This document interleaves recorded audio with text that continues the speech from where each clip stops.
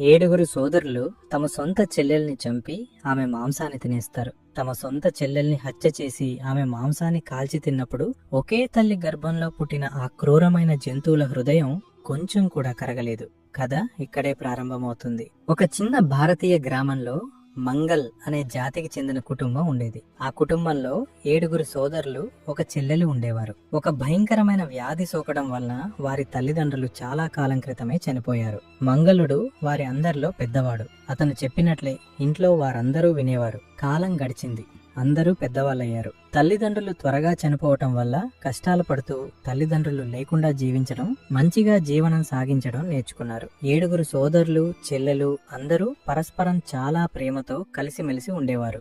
7 సోదరులు అడవికి వేటకు వెళ్లేవారు. జీవనోపాధికి చెక్కలతో పాటు అడవి జంతువులను వేటాడి వాటిని తమ ఆహారంగా చేసుకునేవారు. వారి చెల్లెలు కూడా సోదరులు అడవి నుంచి తెచ్చిన అడవి జంతువులను ఉడికించి భోజనం సిద్ధం చేసేది. అందరూ కలిసి కూర్చొని చాలా సంతృప్తిగా భోజనం చేసేవారు. అంతా చాలా బాగా సాగుతోంది. కానీ ఒకరోజు జరిగిన సంఘటన సోదరులలో దాగి ఉన్న జంతు ప్రవర్తనను బయటకు తెచ్చింది. ఒకరోజు 7 సోదరులు వేటకు అడవికి వెళ్లారు. ఇంట్లో వారి చెల్లెలు వారికి భోజనం తయారు చేసే క్రమంలో ఆకుకూరలు తరుగుతూ ఉండగా అనుకోకుండా ఆమె చేతికి గాయమైంది. ఆ రక్తస్రావం ఆగేలోపు చాలా రక్తం తను తరుగుతున్న ఆకుకూరల మీద పడిపోయింది. గాయమైన తన చేతికి గుడ్డ కట్టుకుని సోదరుల ముందు దీని గురించి చెప్పకూడదని భావించింది. ఎందుకంటే వారు అనవసరంగా ఆందోళన చెందుతారని ఆమె అనుకుంటుంది. ఆ ఆలోచనల్లో రక్తం పడిన సంగతి మర్చిపోయి ఆ ఆకుకూరలను అలాగే తీసుకుని ఉడికించి కూర తయారు చేసింది. కొద్దిసేపట్లో సోదరులు అడవి నుంచి తమ ఇంటికి తిరిగి వచ్చారు. ఆమె సాధారణ రోజుల్లాగే భోజనం వడ్డించింది. తాను కూడా వారి సోదరులతో కలిసి తినడానికి కూర్చుంది. ఆ రోజు చాలా వింతైన విషయం జరిగింది. సోదరులు ఆ భోజనం తిన్నప్పుడు అది వారికి చాలా రుచికరంగా అనిపించింది. ఇప్పటి వరకు చాలా అడవి జంతువులు, పక్షులు వేటాడి ఉడికించి తిన్నారు, కానీ ఇంతటి అద్భుతమైన రుచిని వారు ఎప్పుడూ చూడలేదని అనుకుంటారు. ఈ భోజనంలో ఏదో ప్రత్యేకత ఉందని చెల్లెలు తయారు చేసిన ఆ భోజనాన్ని మెచ్చుకుంటూ ఆ 7 సోదరులు తమ చేతి వేళ్లను కూడా నాకేశారు. తాను తయారు చేసిన వంటను ఇంతిలా మెచ్చుకోవడం చూసి కోమలికి చాలా సంతోషం కలిగింది. రోజంతా పనులు చేసి అలసిపోయిన ఆ 7 సోదరులు మంచం మీద పడుకోగానే వారు నిద్రలోకి జారుకున్నారు. మరుసటి రోజు ఉదయం అయింది. బయటికి వెళ్లే ముందు మళ్లీ భోజనం చేయడానికి కూర్చున్నప్పుడు మళ్లీ రాత్రి తిన్న ఆ ఆకాకు కూర గురించి చర్చ మొదలు పెట్టారు. పెద్ద సోదరుడు తన చెల్లితో, చెల్లి, నిన్న నువ్వు చేసిన ఆకుకూర చాలా అద్భుతంగా ఉందని అంటాడు. అప్పుడు రెండో సోదరుడు కూడా, అవును చెల్లి, ఇలాంటి రుచికరమైన ఆకుకూర, ఇలాంటి భోజనం మా జీవితంలో ఎప్పుడూ తినలేదని అంటాడు. సోదరుల నుంచి మళ్లీ ఆ ఆకుకూర మెచ్చుకోవడం చూసి ఆమెలో లోపల చాలా సంతోషించి నవ్వుకుంది. భోజనం చేసి అందరూ మళ్లీ అడవికి జీవనోపాధి కోసం వేటకు చెక్కలు తెచ్చుకోవడానికి వెళ్లిపోయారు. కానీ ఇంకా వారి మనసులో ఆ భోజనం గురించిన ఆలోచనలే తిరుగుతున్నాయి. చివరికి 7 సోదరులు తమ ఆలోచనలను ఒకరికొకరు చెప్పుకుని సలహా మంతనాలు చేసి ఇంటికి వెళ్లి ముందు చెల్లెల్ని నిన్నటి రుచికరమైన ఆకుకూర రహస్యం అడుగుదామని నిర్ణయించుకున్నారు. సాయంత్రం 7 సోదరులు ఇంటికి తిరిగి వచ్చారు. మళ్లీ చెల్లెలి క్షేమం, ఆమె చేసిన రుచికరమైన ఆకుకూర గురించి మాట్లాడారు. చెల్లి, చెప్పు, నిన్నటి ఆకుకూరలో ఏమి కలిపావు? ఆ రుచిని మర్చిపోలేకపోతున్నావు అని అంటారు. సోదరుల మాటలు విని ఆమె మనసులో నిజం చెప్పాలా, దాచాలా అనే కలవరం మొదలైంది. ఆమె సోదరులకు నిజం తెలిస్తే వారు చేయి కోసుకున్నందుకు బాధపడతారని అనుకుంటుంది. కానీ పెద్ద సోదరుడు మంగళుడు తన ప్రాణం పైన ప్రమాణం చేసి చెప్పమని పట్టుపట్టాడు. పదే పదే అడగడం, ప్రమాణం చేయడంతో ఇష్టం లేకపోయినా చెల్లెలు చెప్పక తప్పలేదు. ఆమె తన పెద్ద సోదరుడితో నిన్న చేసిన ఆకుకూరలో ఏమీ ప్రత్యేకంగా కలపలేదని, ఆకుకూర తరుగుతుంటే చేతికి గాయమైందని, చాలా రక్తం ఆకుకూర మీద పడిపోయిందని, ఆందోళనలో గుర్తు లేకుండా అలాగే వంట చేసేశానని చెప్పింది. చెల్లెలి మాటలు విని 6 సోదరులలో దాగి ఉన్న జంతు ప్రవృత్తి మేలుకొంది. చెల్లెలి రక్తం కొన్ని చుక్కలు పడినంత మాత్రానే ఆకుకూర అంత రుచికరంగా ఉంటే ఆమె మాంసం ఇంకెంత రుచికరంగా ఉంటుందో అని 6 సోదరులు అనుకున్నారు. ఆ ఆలోచనలతో రాత్రి భోజనం చేసి నిద్రకు ఉపక్రమించారు. మరుసటి ఉదయం సాధారణంగా భోజనం చేసి అడవికి వెళ్లారు. కానీ ఆ రోజు వారి మనసులో వికృత ఆలోచనలతో కలవరపడతారు. 7 సోదరులలో చిన్న సోదరుడికి మిగతా 6 సోదరుల మాటలు అస్సలు నచ్చలేదు. ఇలాంటి మాటలు మాట్లాడుతున్నారేమిటని వారిపై చాలా అసహ్యం కలుగుతుంది. కానీ అతను ఒంటరివాడు, చిన్నవాడు కావడంతో ఏమీ మాట్లాడకుండా కోపాన్ని దిగమింగుకున్నాడు. ఆ సోదరులు చాలా సమయం చర్చించుకున్న తర్వాత 6 సోదరులు చెల్లెలిని ఏదో ఒక ఉపాయంతో అడవికి తీసుకుని వెళ్లి బాణాలతో హత్య చేసి ఆమె మాంసాన్ని వండుకుని తినాలని నిర్ణయించుకున్నారు. చిన్న సోదరుడు పెద్ద సోదరుల నోట ఈ మాటలు విని అతని హృదయం చలించిపోయింది. ఏదైనా చేసి చెల్లెలిని ఈ జంతువులుగా మారిన సోదరుల నుంచి కాపాడాలని కోరుకున్నాడు. కానీ 6 ఒకవైపు, అతను ఒంటరిగా ఒకవైపు. బహిరంగంగా వ్యతిరేకించే ధైర్యం ఆ చిన్న సోదరునికి లేదు. సొంత చెల్లెలిని చంపి తినే ఘోరమైన కుట్ర చేసే జంతువులు తన మాట ఏమి వింటారు? బదులుగా తన ప్రాణాలే తీసేస్తారని అతను అనుకుంటాడు. ఈ ఆలోచనతో పెద్ద సోదరుల ముందు ఏమీ మాట్లాడలేదు. పథకం ప్రకారం మరుసటి రోజు పెద్ద సోదరుడు మంగళుడు చెల్లెలితో ప్రేమగా, చెల్లి, నువ్వు ఎంత పెద్దదానివైపోయావు. రోజంతా పనులతో తీరిక లేకుండా ఉండడంతో నీ పెళ్లి గురించి ఆలోచించడం మర్చిపోయాను. నిన్ననే గుర్తుకు వచ్చింది. నీ కోసం ఒక గ్రామంలో చాలా అందమైన యువకుడిని చూశాను. ఆయన్ని చూడడానికి మనందరం ఆ గ్రామానికి వెళదాం. నీవు కూడా నీకు కాబోయే భర్తని, వాళ్ళ ఇంటిని చూసుకోవడానికి మాతోరా అని చెప్తాడు. పెద్ద సోదరుడి నోట పెళ్లి మాట విని కోమలి చాలా సిగ్గుపడింది. ఆమె యుక్త వయసులో ఉన్నందున ఒక అందమైన యువకుడు తన భాగస్వామిగా రావాలని, అతనితో సంతోషంగా జీవితం గడపాలని కలలు కనేది. పెళ్లి మాట విని లోలోపల చాలా సంతోషించింది. ఆమె ఈ ఆలోచనల్లో మునిగిపోయి ఉండగానే మంగళుడు మళ్ళీ తన చెల్లితో, త్వరగా సిద్ధమవు చెల్లి, ఇప్పుడే వెళదాం అని అంటాడు. కొద్దిసేపట్లో 7 సోదరులు చెల్లెలితో కలిసి ఇంటి నుంచి బయలుదేరారు. వారందరూ అడవిలో నడుచుకుంటూ వెళ్తుంటే చెల్లెలు, అన్నయ్య ఇంకా ఎంత దూరం అని అడుగుతుంది. మంగళుడు ఒక ఎత్తైన కొండవైపు చూపిస్తూ, చెల్లి, ఆ కొండపైకి ఎక్కు. అక్కడి నుంచి నీవు భవిష్యత్తులో నివసించే ఇల్లు స్పష్టంగా కనిపిస్తుందని చెప్తాడు. సోదరుల ఉద్దేశాలు ఏమాత్రం తెలియని కోమలి తన అన్నలు చెప్పినట్టు చేసింది. ఆమె ఎత్తైన కొండపైకి ఎక్కి చూస్తుంటే కొంతమంది సోదరులు ఆమెను కొండ పక్కన ఉన్న చెట్టుకు కట్టేశారు. ఇది చూసి చెల్లెలి హృదయం కంపించింది. ఆమె భయపడుతూ, అన్నయ్య, మీరేం చేస్తున్నారు? నన్ను ఎందుకు కడుతున్నారు అని అడుగుతుంది. అప్పుడు పెద్ద సోదరుడు మంగళుడు వికృతంగా నవ్వుతూ, క్షమించు చెల్లి, నీ రక్తం కొన్ని చుక్కలతోనే ఆకుకూర అంత రుచికరంగా ఉందంటే నీ మాంసం ఇంకెంత రుచిగా ఉంటుందో అని అంటాడు. పెద్ద సోదరుడి నోటి నుండి ఈ మాటలు విని కోమలికి కాళ్ల కింద నేల కంపించిపోతున్నట్లు అనిపించింది. క్షణంలోనే పెళ్లి మాటలు అన్నీ కేవలం తన అన్నలు పన్నిన పన్నాగం అని ఆమెకు అర్థమవుతుంది. మళ్ళీ ఆమె భయంతో వణికిపోతూ, మీరేం చేస్తున్నారు? నేను మీ సొంత చెల్లెళ్ళని కూడా మీరందరూ మర్చిపోయారా? అరే దుర్మార్గులారా, పైన ఉన్న దేవునికైనా భయపడండి అని అంటుంది. అమ్మా, ఎందుకు ఇలాంటి సోదరులని కన్నావు అని బోరున విలపిస్తుంది. కానీ జంతువులుగా మారిన సోదరులపై ఆ అమాయక చెల్లెలి మాటలు ఏమాత్రం ప్రభావం చూపలేదు. చిన్న సోదరుడు ఒక్కడు మాత్రమే ఇదంతా చూసి చలించిపోతున్నాడు. కానీ అతనికి తన 6 పెద్ద సోదరుల ముందు మాట్లాడే ధైర్యం లేదు. సోదరుల ముఖాల్లో క్రూరత్వం చూసి కోమలికి అర్థమైంది, ఈ జంతువులుగా మారిన సోదరులు ఆమెను వదిలిపెట్టరు అని. ఆమె దేవుణ్ణి ఇలా ప్రార్థించసాగింది, హే భగవంతుడా, ఇప్పుడు నన్ను ఈ రాక్షసులుగా మారిన సోదరుల నుంచి కాపాడగలిగేది నువ్వొక్కడివేనని అనుకుంటూ కళ్ళు మూసుకొని వణుకుతున్న స్వరంతో తన రక్షణ కోసం ఆ దేవుణ్ణి ప్రార్థిస్తోంది. పెద్ద సోదరుడు మిగతా సోదరులకు సంకేతం ఇచ్చాడు.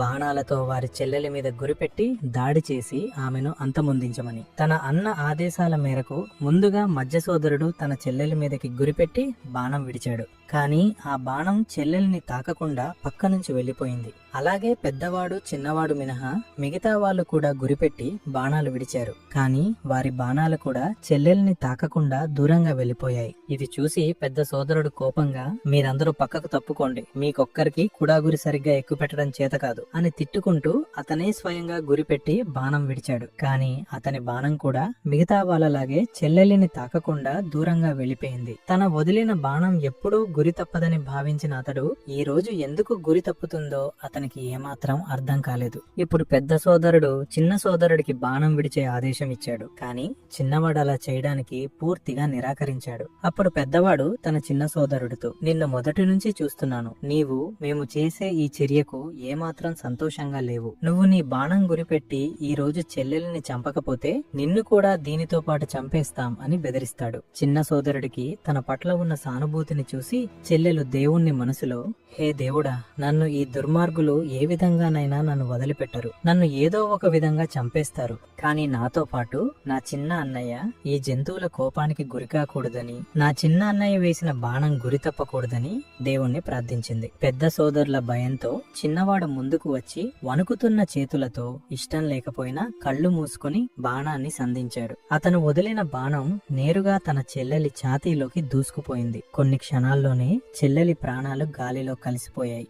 పెద్ద సోదరులు ఆనందంగా ఉన్నప్పటికీ చిన్న సోదరుడు మాత్రం తన ప్రియమైన చెల్లిని తన చేతులతోనే చంపవలసి వచ్చిందని మనసులో తీవ్రమైన బాధతోనూ మరియు పశ్చాత్తాపంతోనూ కృంగిపోతున్నాడు. దుర్మార్గ సోదరులు చెల్లెలి శవాన్ని తమ ఇంటికి తీసుకుని వెళ్లి ఏమాత్రం సంకోచం లేకుండా దయారహితంగా తమ సొంత చెల్లెలి మాంసాన్ని ముక్కలు ముక్కలుగా చేశారు. పెద్దవాడు చిన్నవాడితో నది నుంచి నీళ్లు తెచ్చిపెట్టు, తర్వాత చెల్లెలి మాంసాన్ని వండుకొని తిందాం అని అంటాడు. చిన్న సోదరుడు భారమైన హృదయంతో, కళ్ళలో కన్నీళ్లతో, మనసులో చెల్లెలిని దేవుణ్ణి క్షమించమని ప్రార్థిస్తూ నది ఒడ్డుకు చేరుకున్నాడు. అక్కడ నీళ్లతో పాటు కొన్ని పీతలు కూడా పట్టుకుని ఇంటికి వచ్చాడు. సోదరులు మాంసాన్ని పొయ్యి మీద పెట్టి ఉడికిస్తుంటే చిన్నవాడు రహస్యంగా అవకాశం చూసి ఆ పీతలను పొయ్యిపై ఉన్న పాత్రలో వేశాడు. కొద్దిసేపట్లో మాంసం ఉడికి తినడానికి సిద్ధమైంది. తమ చెల్లెలి మాంసాన్ని అరటి ఆకుల మీద అందరూ వడ్డించుకున్నారు. చిన్నవాడు తన కూర్చునే చోట ఒక గొయ్యి తవ్వాడు. అతనికి ఏ మాత్రం చెల్లెలి మాంసం తినడం ఇష్టం లేదు. తనకు వడ్డించిన మాంసాన్ని రహస్యంగా ఆ గొయ్యిలో పోసి నది నుంచి తెచ్చిన పీతలు తినసాగాడు. మిగతా సోదరులకు తాను వారితో పాటు తింటున్నట్టు అనిపించేలా నటించసాగాడు. లేకపోతే తన సోదరులు తనని హింసిస్తారని అతనికి తెలుసు. 6 సోదరులు చాలా చాలా రుచికరంగా ఉందంటూ ఆ మాంసాన్ని తిని ఒకరితో ఒకరు మాట్లాడుకుంటూ ఈ రోజు కలిగిన సంతృప్తి ఏ రోజు కలగలేదు అని అనుకుంటారు. ఆ జంతువుల మనసులో తాము చేసిన పాపానికి ఏ మాత్రం పశ్చాత్తాపం లేదు. కాలం గడిచింది. చిన్నవాడు తన చెల్లెలి మాంసం ముక్కలు పోసిన చోట వెదురు చెట్ల సమూహం ఏర్పడింది. చాలా వెదురు చెట్లు ఒక చోట నిలబడున్నాయి. కొన్ని సంవత్సరాల తర్వాత ఒక సన్యాసి అక్కడి నుంచి వెళ్తూ ఆ వెదురు చెట్ల సమూహాన్ని చూసి వాటిని ఆనుకొని మూత్ర విసర్జన చేద్దామని అనుకుంటాడు. కానీ అతను ఆ వెదురు చెట్ల సమూహం దగ్గరకు వెళ్ళగానే స్వరాలు వేగంగా ఇలా వినిపించసాగాయి. హే సన్యాసి, ఈ స్థలాన్ని అపవిత్రం చేయొద్దు అని. ఆ స్వరాలు పదే పదే వస్తుండడంతో సన్యాసి భయపడి మూత్ర విసర్జన చేయకుండా తన మనసులో ఈ వెదురు చెట్లు ఇతర చెట్ల కంటే భిన్నమైనవని, వీటిలో ఏదో రహస్యం ఉందని అనుకున్నాడు. అతను ఆలోచించి ఆ వెదురు చెట్లలో ఒక దానిని కోసి తనతో తీసుకుని వెళ్ళాడు. ఆ వెదురు చెట్టు నుంచి వేణువు తయారు చేయించుకున్నాడు. సన్యాసి గ్రామాల్లో భిక్ష కోసం వెళ్ళినప్పుడు ఆ వేణువును తన పెదవులకు ఆనించగానే చాలా మధురమైన స్వరం వచ్చేది. గ్రామస్తులు ఆ మధుర స్వరానికి మంత్రముగ్ధులై సన్యాసికి చాలా దాన ధర్మాలు చేసేవారు. అందువలన సన్యాసి రోజులు చాలా సుఖంగా గడిచిపోతూ ఉండేవి. అలా కాలం గడుస్తోంది. ఒక రోజు సన్యాసి తిరుగుతూ తిరుగుతూ మళ్లీ ఆ సోదరులు ఉండే గ్రామానికి చేరుకున్నాడు. పెద్ద సోదరుడి ఇంటి ముందుకు వచ్చి అక్కడ నించొని వేణువు ఊదసాగాడు. అప్పుడు ఒక వింత సంఘటన చోటు చేసుకుంది. వేణువు నుంచి మధుర స్వరం బదులు బాధ, కోపంతో నిండిన స్వరం ఇలా వినిపించింది. ఇతనే నా శత్రువు. ఈ శత్రువు నా పెద్ద సోదరుడు. ఇతని ఇంటి ముందు ఈ వేణువు ఊదొద్దు. ఇతనే నన్ను హత్య చేయించారు. దయా, ప్రేమ అన్ని విడిచి పవిత్ర బంధాన్ని శాశ్వతంగా మలినం చేశాడు. వేణువు ఊదొద్దని, ఇతనే అతిపెద్ద శత్రువు అని, ఇతని ఆదేశంతోనే అంతా జరిగిందని వేణువు నుంచి పదే పదే ఈ మాటలు వినిపిస్తున్నాయి. ఇంటి లోపల ఉన్న పెద్ద సోదరుడికి ఈ మాటలు వినిపించి అతనికి చెమటలు పట్టాయి. తన పాపం బయటపడుతుందని భయపడి తన భార్యతో త్వరగా ఈ సన్యాసికి భిక్ష పెట్టి ఇక్కడి నుంచి పంపించు అని అంటాడు. భర్త ప్రవర్తన చూసి భార్య ఆశ్చర్యపోయింది. తన భర్త చెప్పినట్టు త్వరగా సన్యాసికి భిక్ష పెట్టి అక్కడి నుండి పంపించి వేసింది. అలాగే సన్యాసి ఒక్కొక్క సోదరుడి ఇంటి ముందుకు వెళ్లి వేణువు ఊదగానే వేణువు అదే మాటలు పునరావృతం చేసింది. వేణువు ఊదొద్దు, వీరే నా హంతకులని అంటుంది. వేణువు స్వరాలు విని మిగతా సోదరులకు కూడా చెమటలు పట్టాయి. త్వరగా సన్యాసికి భిక్ష పెట్టించి అక్కడ నుండి పంపించేశారు. చివరిగా సన్యాసి చిన్న సోదరుడి ఇంటి ముందుకు చేరుకుని వేణువు పెదాలకు ఆనించగానే చాలా ప్రేమగా స్వరం వచ్చింది. వేణువు ఉదండి, ఇది నా చిన్న అన్నయ్య ఇల్లు. ఇతను మాత్రమే దయాధర్మాలు, నా పట్ల కరుణ ఉన్నవాడు అని వినిపిస్తుంది. ఆ తర్వాత వేణువు నుంచి చాలా మధురమైన స్వరం మోగసాగింది. సన్యాసి ఈ సంఘటనలన్నీ చూసి చాలా ఆశ్చర్యపోయాడు. ఎప్పుడు మధుర స్వరాలు పలికించే ఈ అద్భుత వేణువుకు ఈ రోజు ఏమైంది అని ఆ సన్యాసి సన్యాసి అనుకుంటాడు. ఈలోపు వేణువు స్వరాలు విని చిన్న సోదరుడు కూడా తలుపు దగ్గరకు వచ్చాడు. 7గురిలో ఇతను మాత్రమే ఇంకా పెళ్లి చేసుకోలేదు. చాలా గౌరవంతో సన్యాసిని ఇంట్లోకి ఆహ్వానించి మంచి ఆతిథ్యం ఇచ్చి ఆ సన్యాసికి తినడానికి భోజనం పెట్టి త్రాగటానికి మంచి నీళ్లిచ్చాడు. మాటల మధ్యలో సన్యాసి ఈ రోజు వేణువు నుంచి వచ్చిన స్వరాల గురించి చిన్న సోదరుడికి చెప్పాడు. సన్యాసి మాటలు విన్న ఆ చిన్న సోదరుడికి ఏమీ అర్థం కాలేదు. ఆ చిన్న సోదరుడు సన్యాసితో వినయంగా, హే సన్యాసి మహారాజ్, దయచేసి ఈ వేణువు గురించి మొదటి నుంచి చివరి వరకు వివరంగా చెప్పండి అని సన్యాసి వెదురు చెట్ల నుంచి వచ్చిన స్వరాల నుంచి వెదురు చెట్టు కోసి దానితో వేణువు తయారు చేయించుకోవడం వరకు మరియు ఈ రోజు జరిగిన సంఘటనలు అన్ని చిన్న సోదరుడికి వివరంగా చెప్పాడు. సన్యాసి చెప్పిన మాటలు ఇప్పుడు చిన్న సోదరుడికి పూర్తిగా అర్థమవుతాయి. ఇదంతా తన చెల్లెలి అద్భుతమే అని, ఆమె ఈ వేణువు ద్వారా ఇంకా జీవించి ఉంది అని అనుకుంటాడు. సన్యాసిని వేణువు ఇవ్వమని అడిగాడు. సన్యాసి ఏ అభ్యంతరం లేకుండా వేణువును అతనికి ఇచ్చేసి వెళ్లిపోతాడు. చిన్న సోదరుడు వేణువును చాలా ప్రేమగా దగ్గర పెట్టుకునేవాడు. ఉదయం సాయంత్రం దేవతల దాని ముందు ధూపదీపాలు పెట్టేవాడు. పని మీద బయటికి వెళ్లి తిరిగి వచ్చినప్పుడు చాలా వింతైన సంఘటన చూసేవాడు. ఇల్లు పూర్తిగా శుభ్రంగా అందంగా అమర్చి ఉండేది. భోజనం కూడా సిద్ధం చేసి ఉండేది. ఇది చూసి చాలా ఆశ్చర్యపోయేవాడు. బహుశా తన అన్నయ్యల భార్యలెవరైనా ఈ పనులు చేసుంటారని అనుకునేవాడు. కానీ ఒక్కొక్క వదినని అడిగితే వారందరూ మేమేమి ఈ పనులు చేయటం లేదని చెప్తారు. అందరి సమాధానాలు విని అతని మనసులో సందేహం మరింత పెరిగిపోతుంది. దీని వెనుక ఎవరు ఉన్నారో తెలుసుకోవాలని నిశ్చయించుకుంటాడు. ఒకరోజు పనికి వెళ్లకుండా ఒక మూలలో దాక్కొని ఊపిరి ఆపి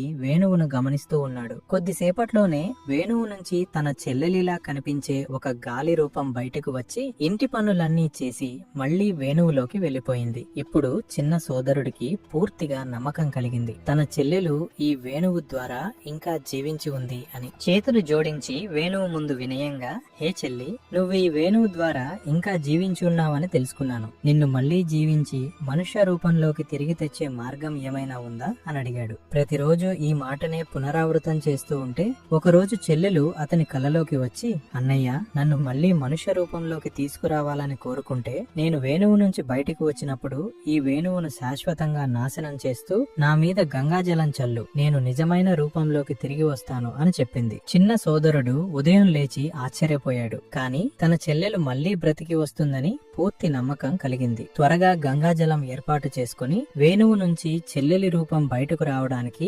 ఆతురతగా ఎదురుచూశాడు. కొద్దిసేపట్లోనే ఆ రూపం బయటకు వచ్చినప్పుడు చెల్లెలు కలలో చెప్పినట్టు వేణువును నాశనం చేస్తూ ఆ దివ్య రూపం మీద గంగాజలం చల్లాడు. కొన్ని క్షణాల్లోనే ఆ రూపం మనుష్య శరీరంగా మారి చెల్లెలు అతని ముందు పూర్తిగా బ్రతికి సురక్షితంగా నిలబడి ఉంది. అతను గట్టిగా చెల్లెలిని కౌగిలించుకున్నాడు. ఈ రోజు చిన్న సోదరుడికి సంవత్సరాలుగా ఉన్న పశ్చాత్తాప భారం అంతా తొలగిపోయింది. ఇప్పుడు చిన్న సోదరుడు తన చెల్లెలితో, చెల్లి, ఇప్పుడు మనం ఈ నగర మహారాజు దగ్గరకు వెళ్లి నీకు జరిగిన పూర్తి సంఘటన చెప్పి ఆ దుర్మార్గ జంతువులకు శిక్ష పడేలా చేద్దాం అని అంటాడు. కానీ కోమలి ఇందుకు నిరాకరిస్తూ తన చిన్న అన్నయ్యతో, పైన ఉన్నవాడంతా చూస్తున్నాడు, వారి ఘోర కర్మల ఫలం ఒక రోజు తప్పకుండా వారు అనుభవించక తప్పదు అని చెప్పింది. ఇలాంటి పెద్ద మనసు ఉన్న తన చెల్లెలు ఆ 6 దుర్మార్గ సోదరులను క్షమించి వారిని వదిలిపెట్టింది. ఇప్పుడు చిన్న సోదరుడు మరియు అతని చెల్లి ఆ నగరం వదిలి మరో నగరంలో ప్రశాంతంగా జీవించసాగారు. చెల్లెలిని చంపి తిన్న